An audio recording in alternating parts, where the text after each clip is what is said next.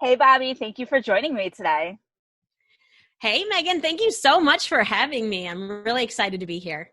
Oh, I am excited too. We are getting closer and closer to the Become Influential Virtual Summit, which is happening June 8th through 12th, completely free, all online. And you are going to be joining us on Wednesday, June 10th to talk about, I know this is going to be a shocker for anyone watching the video, Instagram. Instagram. Yes, I was teaching a class today and thought I'll just leave the background. Looks good. I love it. There's going to be no question what your area of expertise is. So, why don't you tell us a little bit about how you got started with, social media and with Instagram as a focus of your business? Yes. So I was working as an executive marketing director back when Facebook first launched. So I was working for a nonprofit that actually served abused and neglected kids. And the audience that we could reach were the teenagers, right, that were looking for a place. And at that time, Facebook's audience was really young because it had just rolled out.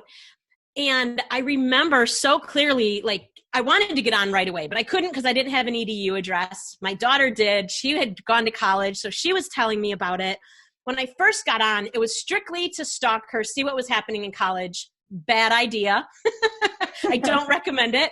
And I was like, oh, goodness. But then all of a sudden, I started hearing from people that I hadn't talked to in 20 and 30 years.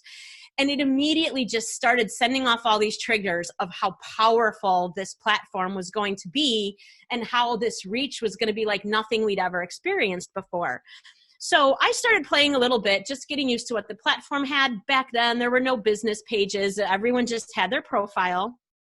And I went to the executive director in our organization and said, this is the place we need to be. We need to go all in here. This is where these kids are at. This is where we can talk to them. We can promote this. I can set it up like it's, a business page before we knew all the features that would roll out for that. And the response was, yeah, I don't know what that is, but I'm sure it's going to go away soon. So I kind of stuck with it. And we did ultimately use it a little bit, only because I don't take no for an answer very well.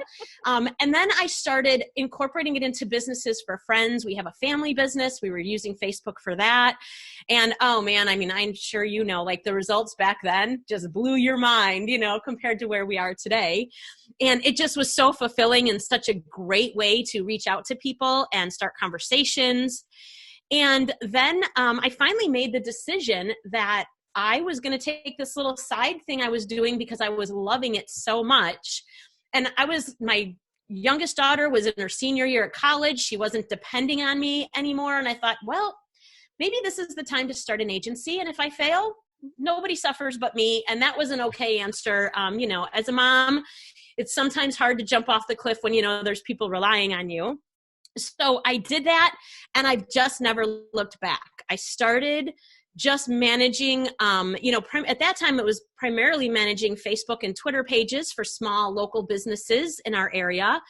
And then I realized that Facebook was a great place to start the conversation. Social media in general was, but it wasn't always the best place for conversion. So I knew I needed landing pages and websites. And so as I tried to incorporate that in the agency, I ultimately got a business partner, and we just kind of went all out. So today we have an entire team. We do social media management still. That's the part of the business that I manage. And my partner manages web development, SEO, Google ads and that sort of thing.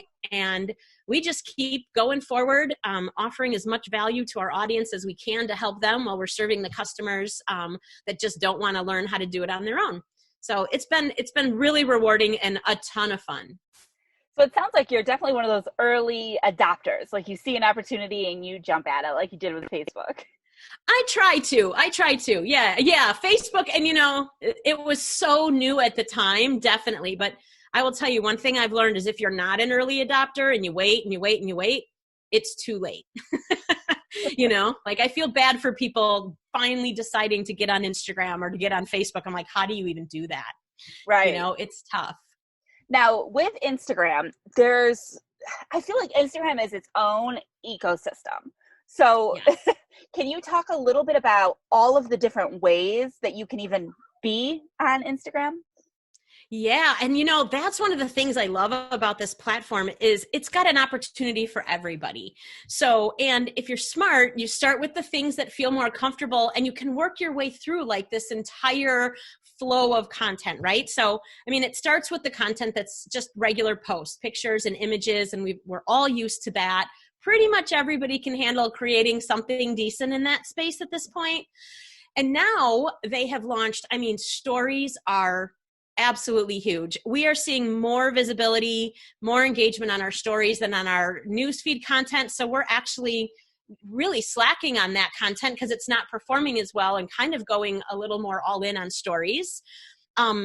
Instagram Live is awesome. And some of the announcements that they've been making that they're going to start rolling out in that live platform are so exciting. I mean, they're talking about simulcasting to Facebook at the same time that you're live in Instagram and doing, and then there's going to be ads in stream for live. And there's just so many opportunities there.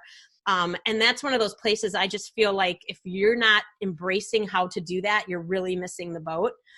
The engagement stickers and stories are just absolutely huge. I cannot get over, I mean, just this morning, I think they announced like 3 or 4 more that are coming, including one that they just announced that is going to be a DM me sticker. So the DM in Instagram is also really different. I don't know what it is about Instagram, but the audience just seems much friendlier.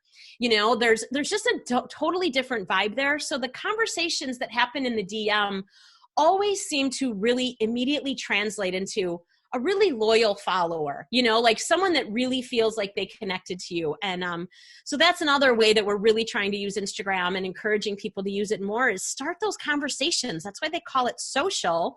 And, if you're not doing that, they're just passive users checking you out and you've got to suck them in. So those are some of the features that I'm really enjoying the most. And then even IGTV, started out so not really sure where it was going to go, but they are adding some new features to that too. Like I think they're talking about lives ultimately living in IGTV when they're done.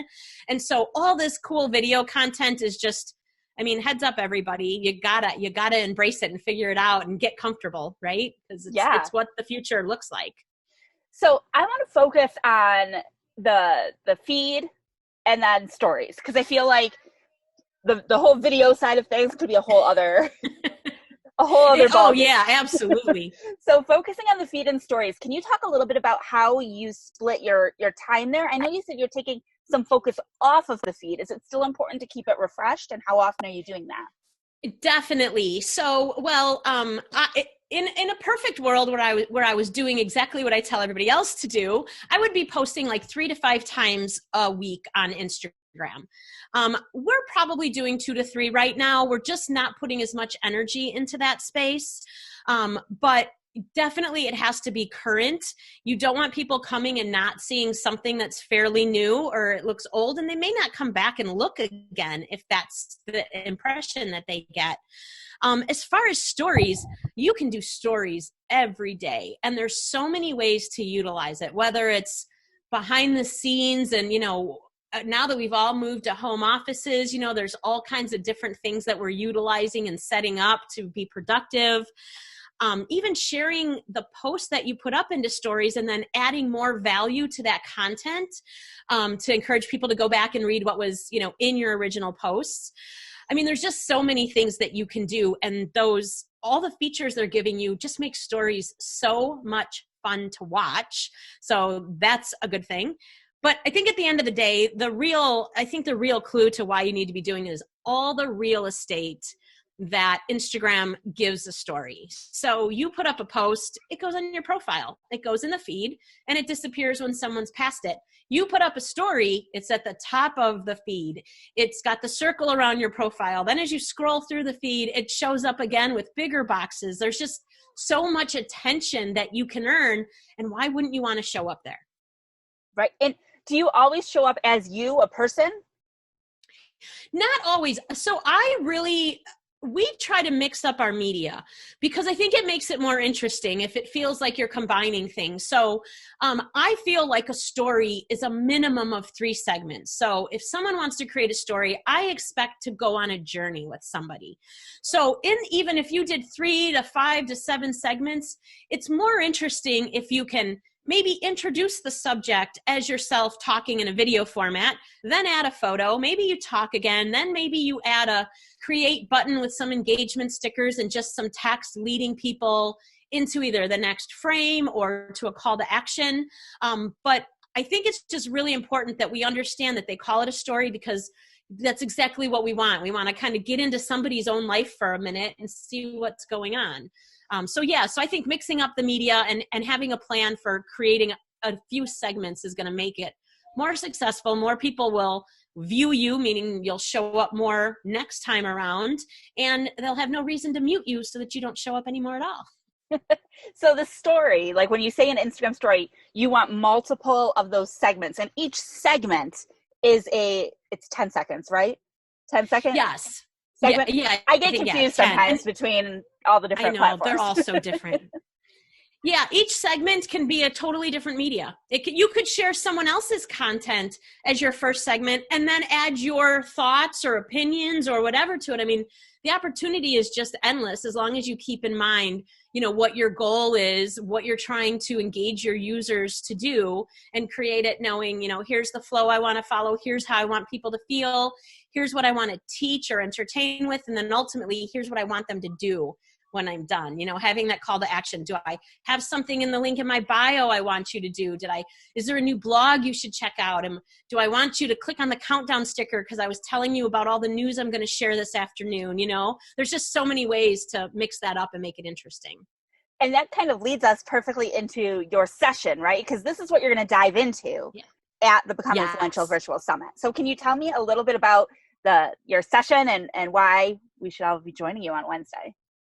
Yeah. So when we get on to talk about Instagram stories, I really want to put together a formula for everybody that gives them a way to follow kind of a process in their own business with their own voice and their own brand, but just having kind of a roadmap to doing that successfully. What are the things you have to include? What are the opportunities to show up in front of people that don't follow you? So kind of putting that together is one of the things that we definitely want to do. And then highlighting all the new things that Instagram is rolling out in stories, because there's so many things, some tied to the pandemic that we're in, some, just helping people to make more money in their business, which I guess is tied to the pandemic too. Everything is right now. So, just rolling out what are some of those new features that you really need to know about. Things that people maybe don't know is, if you use an engagement sticker, how do you actually go back and see what happened with it? How do you use those insights to learn about your audience, refine your content, adjust your strategy, and know what you should be doing in the future? So those are some of the things that we're hoping to share. And then even some tools, there's some really cool ways to create unique Instagram stories that might be different than what everybody else is doing. And that's what we want to do, is stand out, look creative. It's a creative space. So sharing some of those things as well, so people can put together beautiful stories that captivate their audience and keep them coming back. And I'll tell you, I've attended a couple sessions like through Facebook and Instagram. When they come, they do the community boost events. I've gone to F8 and I've attended a couple things on stories. Every time I've learned something new. So like for people who are listening or watching right now and they're doubting like whether, maybe they feel comfortable with what they're doing, I promise you there is something new. There is always something new. So I cannot wait for this session because I know I'm personally going to learn a ton from you about this. I focus so much on feeds. So stories are not my area of expertise, and I cannot wait to see some better ways to leverage them in my business. That's awesome. And you're right. I think one of the things I love about what I do, and you've got to be the same type of person, is you go to sleep at night and you wake up and everything could have changed or something new is there. And it's like you're living in this eternal chaos. And for some reason, I just thrive in that environment, because just last night, so this will be kind of a little thing that maybe the viewers here haven't seen yet. I'll probably mention this, and I'll mention this in my segment too, but I was going to bed, looking through things, doing a little audit, which I try to do frequently, and found a new feature that I had no idea existed in Instagram.